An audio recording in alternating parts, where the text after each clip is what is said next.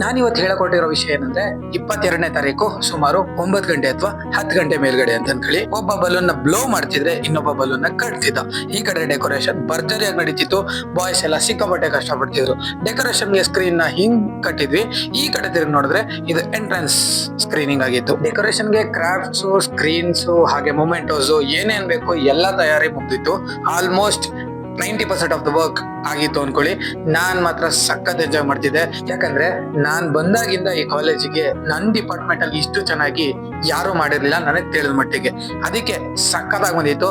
ನನ್ ಬಾಯ್ಸ್ಗೆಲ್ಲ ಒಂದು ಬೇಗ್ thanks.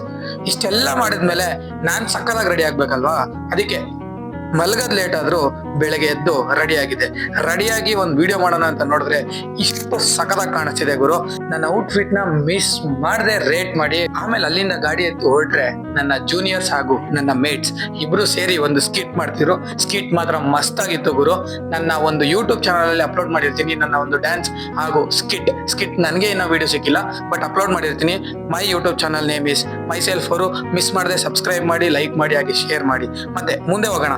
Boys ಎಲ್ಲ ಸಖತ್ ಎಂಜಾಯ್ ಮಾಡ್ತಿದ್ರು, ಸಖತ್ ಚಿಲ್ ಆಗಿದ್ರು. ಬೆಳಿಗ್ಗೆ ಅಷ್ಟರಲ್ಲಿ ಡೆಕೋರೇಷನ್ ಹೀಗ್ ಕಾಣಿಸ್ತಿತ್ತು. ಹಾಗೆ ಪ್ರೋಗ್ರಾಮ್ಸ್ ಎಲ್ಲ ಸಕ್ಕತ್ತಾಗಿ ಬಂತು. ಅದ್ರದ್ದೊಂದು ಸಣ್ಣ ಜಲಕ್ ಬಿಡ್ತೀನಿ, ನೋಡ್ಕೊ ಬನ್ನಿ. ಈ ವರ್ಷ ಈ ಹುಲಿಗಳು ಈ ಉತ್ಸವ ನಡೆಸ್ತಾ ಈ ಉತ್ಸವ ನೋಡೋದಕ್ಕೆ 2 ಕಣ್ಣು ಸಾಲದು. ಕೊನೆಯದಾಗಿ HOD ನ ಹಾಗೂ ಫ್ಯಾಕಲ್ಟೀಸ್ ನ ಎಲ್ಲಾರನ್ನೂ ಇನ್ಕ್ಲೂಡ್ ಮಾಡ್ಕೊಂಡು ಮಸ್ತ್ ಆಗಿ ಮಸ್ತ್ ಆಗಿ ಡ್ಯಾನ್ಸ್ ಮಾಡಿದ್ವಿ. ಸೀನಿಯರ್ಸ್ ಎಲ್ಲ ಮಸ್ತಾಗಿ ಖುಷಿ ಪಟ್ರು. ನಿಮ್ಗೂ ಈ ವಿಡಿಯೋ ಏನಾದ್ರು ಮಸ್ತ್ ಆಗಿದೆ ಅಂತ ಅನ್ಸಿದ್ರೆ ನನ್ನ ಪೇಜ್ ನ ಫಾಲೋ ಮಾಡ್ಕೊಳ್ಳಿ ಅಂತ ಕೇಳ್ತಾ ಈ ವಿಡಿಯೋನ ಮುಗಿಸ್ತಿದ್ದೀನಿ. ಮತ್ತೆ ಸಿಗುವ.